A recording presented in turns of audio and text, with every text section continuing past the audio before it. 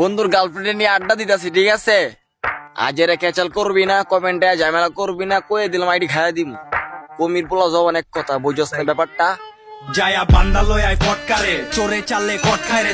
ভাই তুই তোর বন্ধুর গার্লফ্রেন্ড নিয়ে আড্ডা দিতেছস, এটা কি কেউ বলছে ভিডিও করতে? নাকি এই আশেপাশে কোনো পাট খেত নাই দেখে মনের দুঃখে কষ্টে ভিডিওটা করলি? আর কি বলছস, তোরে কিছু বললে আইডি খাইয়ে দিবি? যা, আজকে তোরে সাবান ছাড়াই ধুয়ে দিব। পারলে কি বাল ছিঁড়তে পারিস, ছিঁড়া দেখাইস।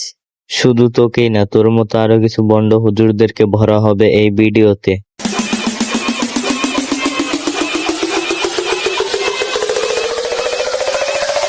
Dame fuego con el ritmo bien adentro.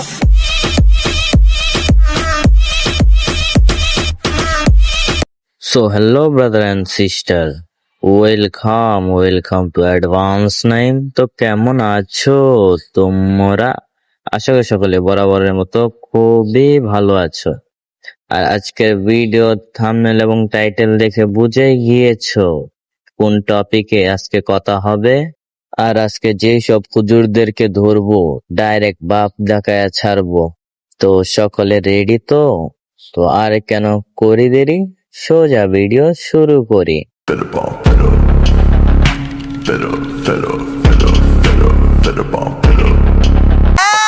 Bro, মাদ্রাসার ছাত্রদের পিছনে না লেগে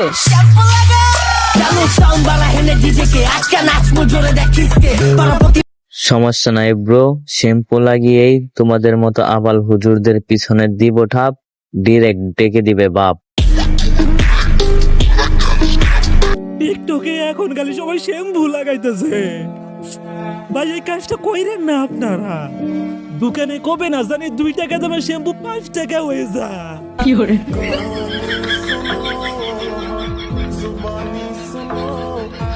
আগে ভাবতাম শুধু মাদ্রাসার ছাত্ররা এরকম করে, কিন্তু এখন দেখি তাদের উস্তাদও এরকম প্রতিবন্ধীগিরি করে।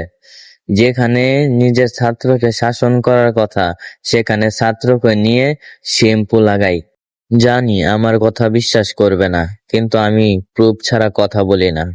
এটাই হলো প্রুফ। জাহাঙ্গীর ভাই, আমাদেরকে নিয়ে যারা সমালোচনা করে তাদেরকে কি করা উচিত? তাদেরকে শ্যাম্পু লাগানো উচিত।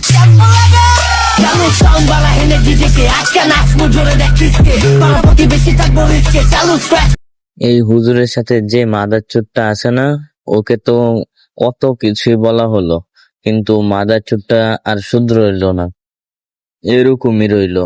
এইসব মাদারচোদ হুজুরদের জন্যই আজকে সমাজটা এই জায়গায় এসেছে।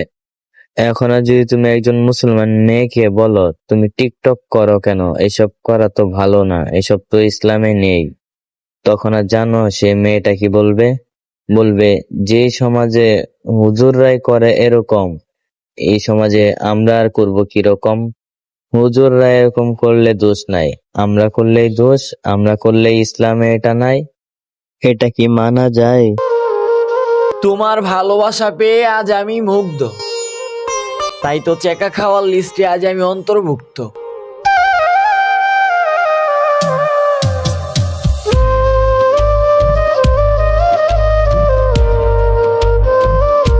ওর কথা শুনে আমার মনটা চাচ্ছে ঘরের দরজাটা বন্ধ করে মারি, যেন পালিয়ে না যেতে পারে বাড়ি।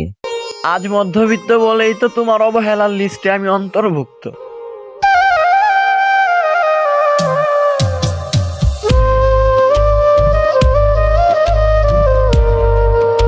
এটা কি ওর বন্ধুর জিএফ না? এখনো হুজুররাও শিখে গেছে এমন, এক বন্ধুর বউ নিয়ে 10 জন করে ভ্রমণ।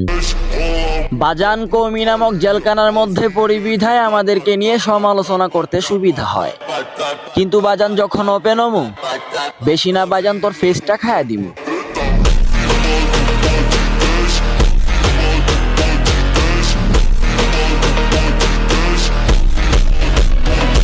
দেখ, তোরা কৌমি নামক জেলখানা পড়ছি দেখে যে তোদেরকে নিয়ে সমালোচনা হয় এরকমটা না। কৌমি নামক মাদ্রাসায় কি মিজানুর রহমান আজহারি পড়ে নাই?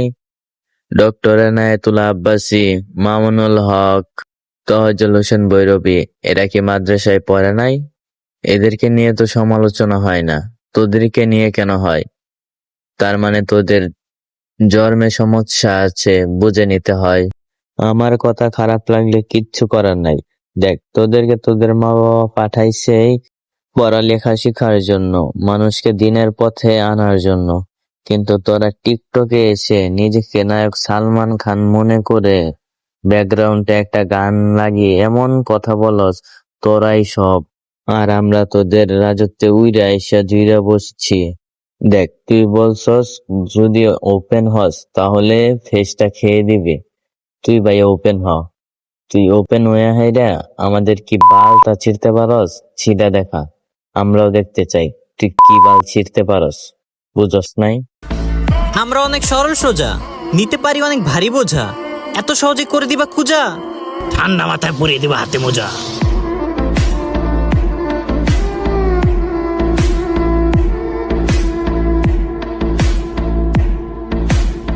তুমি পরিয়ে দিবা মোজা, এটা কি এতই সোজা? আজকে ঠান্ডা মাথায় তোদেরকে 10% থেকে 3% দিয়ে বুঝিয়ে দিলাম। যদি মাথা গরম হয় তাহলে 10% থেকে 10% দিয়ে বাপ ডাকায়া টিকটক ছাড়া করব। তো আজকের ভিডিওটা এ পর্যন্তই প্রিয়। ভিডিওটি ভালো লাগলে লাইক করে দিও। কিছু আওয়ালদের কেটে দি বলে যে তোমাদেরকে জানাই আল্লাহ হাফেজ। আর হ্যাঁ, তোমরা কোন ধরনের ভিডিও চাও আমার কমেন্ট বক্সে বইলা যাও। তোমাদের জন্য কমেন্ট বক্স অল টাইম খোলা থাকে। তোমরা যে টপিকে বলবা সেই টপিকে ভিডিও বানাবো। তো আজকের মতো বিদায় নিচ্ছি।